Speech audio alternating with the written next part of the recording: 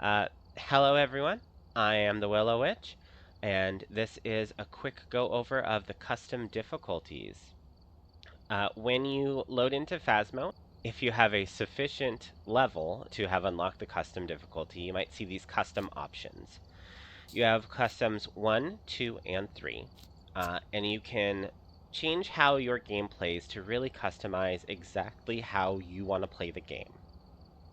There are settings to make this game very easy. There are settings to make this game nearly impossible. And every setting you change is going to change your reward total down below. The easier you make it, the lower your rewards, including an up to 0 depending on certain rewards. Um, the harder you make it, the higher these rewards go. I have seen them go as high as 12 times, and I know a lot of people actually do use that for what's called a one hunt strategy, which I don't know if I'll ever do on stream. It is a little bit cheesy and it's not my favorite thing to watch, and so I would rather spend some time and just have a fun, casual investigation with you all. Um, when you select your custom difficulty here, you can either randomize, which I don't suggest doing, but you can if you're just really feeling crazy, or you can click this button and go into your customizing. I wish that they would let you name these because I would absolutely name something like for stream, for friends, things like that. Um, you can also click over here to presets. So if you want to have a good starter idea, you can pick one of the presets, and that's going to set it to exactly what that preset is normally. So if you wanted to start from amateur, you can start it there. It will bring it all the way up to amateur, and you will be able to start customizing from there. A lot of people just start on professional. Once you are in here, you have three more tabs: player, ghost, and contract. Um, as as probably you can, excuse me, as you can probably guess, each of these have to do with either the player, the ghost, or the contract. Um, and it really allows you to customize. Like if you don't want to mess with anything uh, that you do, you can go to the ghost instead and change its behavior, or you can take your overall contract and give it certain parameters. Um, Going down the player, you have your starting sanity. The more you drop this, the higher your reward is going to go. However, do keep in mind that if you put your sanity here, if you encounter a Fae, it can hunt instantly. The demon's going to hunt pretty quickly as well. If you put it at 50, almost every ghost can hunt instantly. If you put it any lower, you're going to be dealing with hunts just constantly. If that's what you're looking for, great. Otherwise, sanity is one that is, uh, I do not find is worth the reward. In addition, you can also turn down how much sanity pills give you. If you don't bring sanity pills, some people just don't, you can turn it all the way down for some easy reward. Do keep in mind, though, certain settings, if you have another setting set higher, um, you don't get the full reward from this setting until you change that setting. They do this with sanity per se because you could set your sanity pills at 0, not bring any in, but if your sanity starts at 100 and you're just managing your sanity, you haven't really changed the difficulty for yourself. Sanity drain. This is how quickly your sanity will drain in the dark. Um, Professional starts at 200% as the baseline.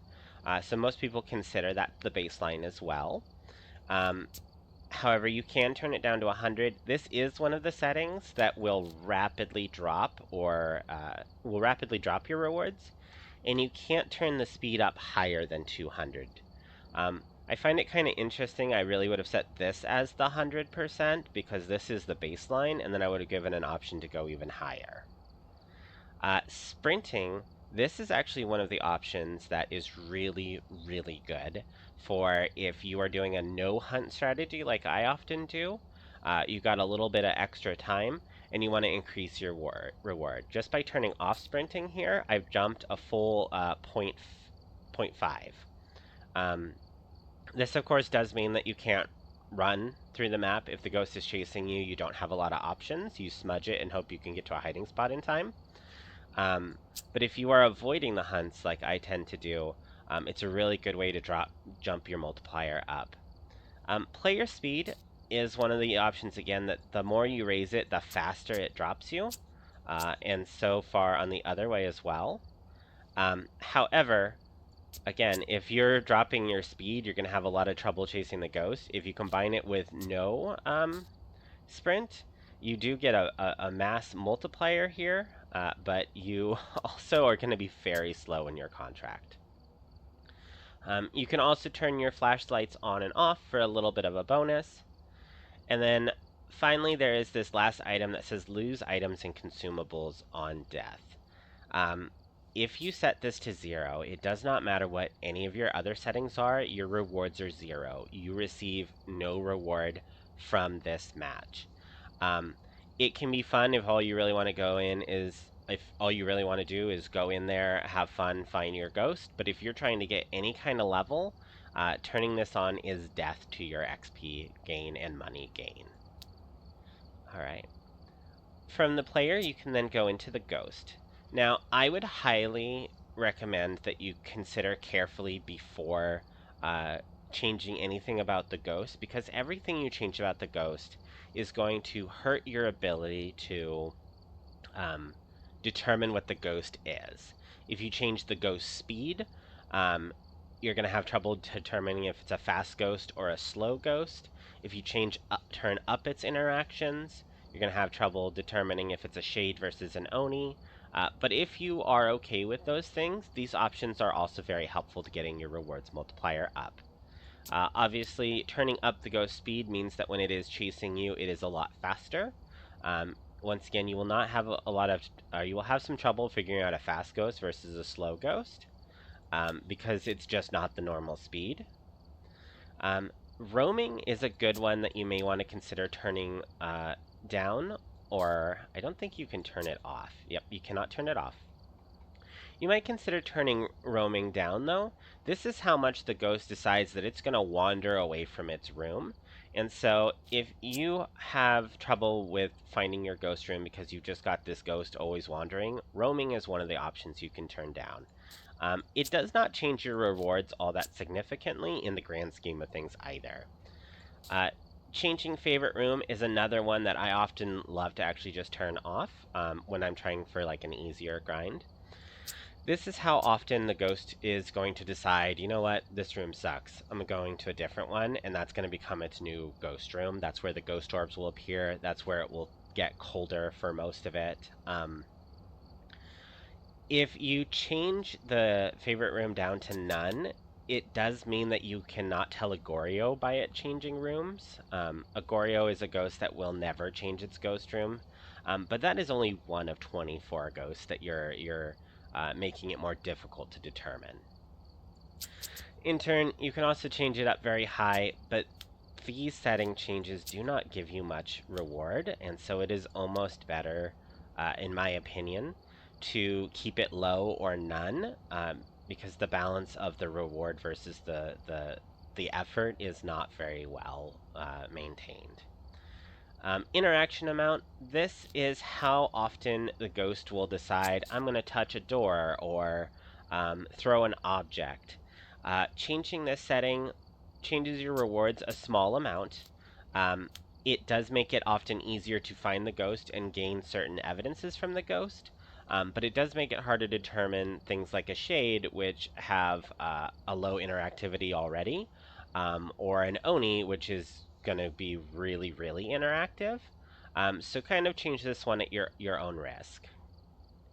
Same deal with the event frequency. If you love the ghost events, if you love getting jump scared, if you want to get the camera shots, changing the event frequency is often a good idea.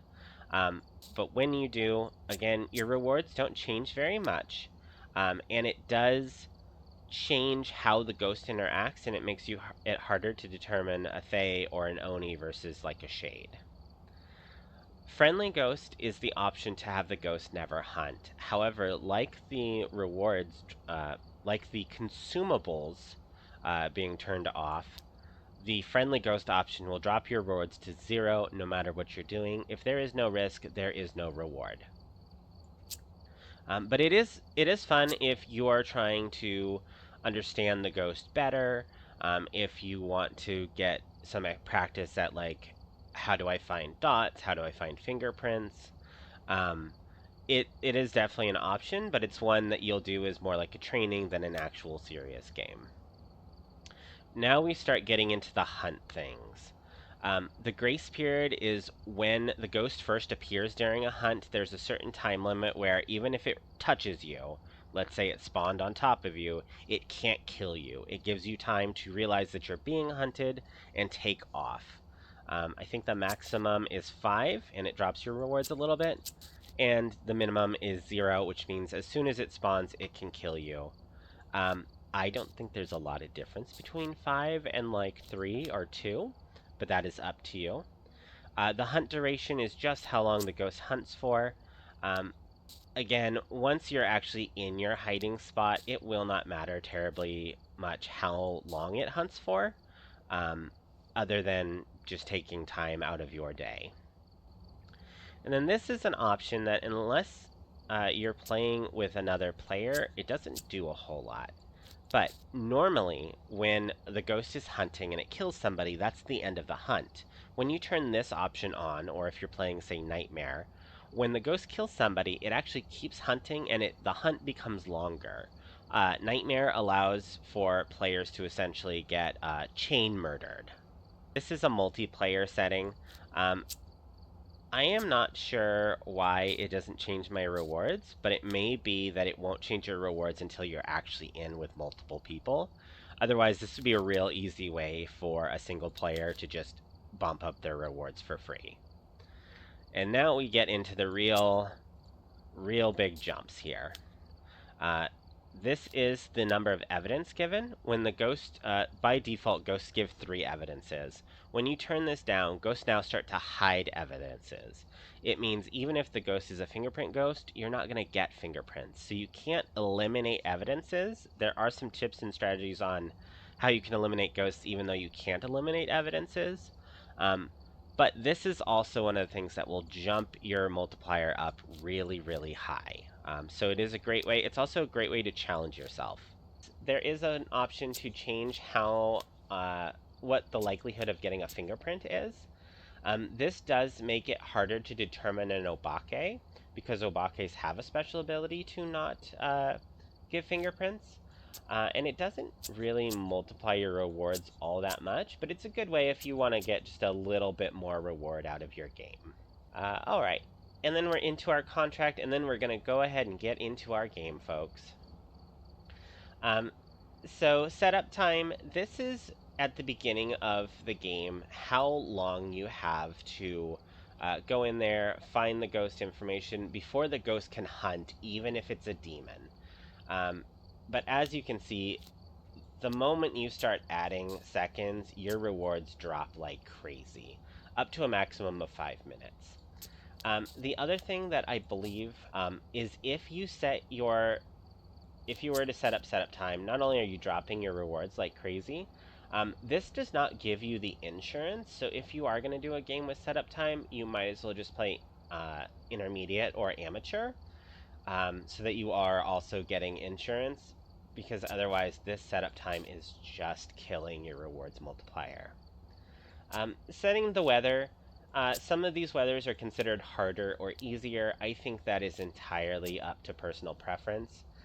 However, they are a good way to, again, get just a little bit more multiplier if you want to pick a specific weather and you think you can deal with it. I don't know at the moment the exact details of all what the weather does, but I do know things like snow makes the house generally colder. Windy is going to give you kind of a windy noise that can make it a little harder to hear. It is entirely up to you whether or not you want to play with the weather. um, Under contract, you then have the doors starting open or closed. This, if you start, say, with none, this means when you wander into the house and if you see any door open just even a little bit, you know that the ghost is nearby. And by adding more doors starting open, it makes it harder to figure out that ghost.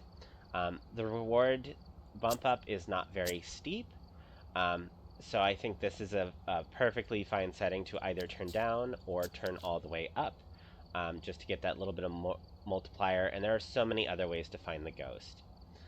This one here is going to have a bigger effect on your gameplay. This is the number of assigned hiding places to your custom game. If you have a lot of hiding places open, then when the ghost starts hunting, you've got a lot of options to run to. I personally, I don't get hunted until I'm ready. At least that's what I try to do. So I turn this usually very low because I'll pick my hiding spot and I'll have it try to have it hunt in a way that I can just go to that one hiding spot. Um, these here, they're just going to turn on or off whether or not you can see your sanity or your activity monitor in the truck. So when you load into the truck, and if you've done Nightmare, you know this. Excuse me. When you load into the truck, if you have these two options turned on, turned off, your screens in that truck are broken. So you will not know what your sanity is. You have to have a general good idea of what your sanity would be. You can't detect whether or not there's a ghost doing some kind of ghost ability to drain your sanity, and so you may be hunted in ways that you're not expecting. The activity monitor, because you can just bring in an EMF reader, it's not the worst thing in the world to turn it off, especially with how inaccurate it is. But there are times where seeing that activity will tell you whether or not it's hunting, and it will also give you an indication about whether or not you're dealing with EMF. And then we've got ourselves the fuse box, which you can have broken, meaning you cannot use it at all, or you can have it just start off or on. If you've already bumped up your rewards multiplier, since this does not actually change your rewards a whole lot, sometimes it's actually really beneficial to start with your contract on, and then you don't have to make that run to the breaker. Um, I know most of the breaker spots except for on prison, and so I'm pretty quick to get to the breaker, and I usually start with this off. Uh, and this is just an option to be able to see it on the map. Again, if you already know all the breaker spots, you do not need this. And it's just a little quick bump. And then finally, we have our cursed options. Um, the Phasmo devs do feel like the cursed objects are actually really helpful to players, even though they kind of have that downside. These cursed possessions, you can go all the way up to, I think, all of them. You can set what they are. The more you add, the more your rewards go down. And then you can also turn it off entirely for a pretty decent chunk of reward. When you get to pick your, your possession, as you can see my reward down here, depending on which one you go to, it drops your reward like crazy. And that's because some of these, the devs know, some of these are better than others. All right, folks, I really hope... once you finish playing with your settings, you can then hit the save button. And you really want to hit the save button, or the next time you load in, you will have lost all of your custom settings. You can hit save, and it will ask if you're sure, and you can hit yes. All right, folks, thank you, everyone who stuck with me, who's like, I'm just here for Phasmo. Um, Again, if you are on YouTube and you found this helpful, like, comment, subscribe. I really appreciate it.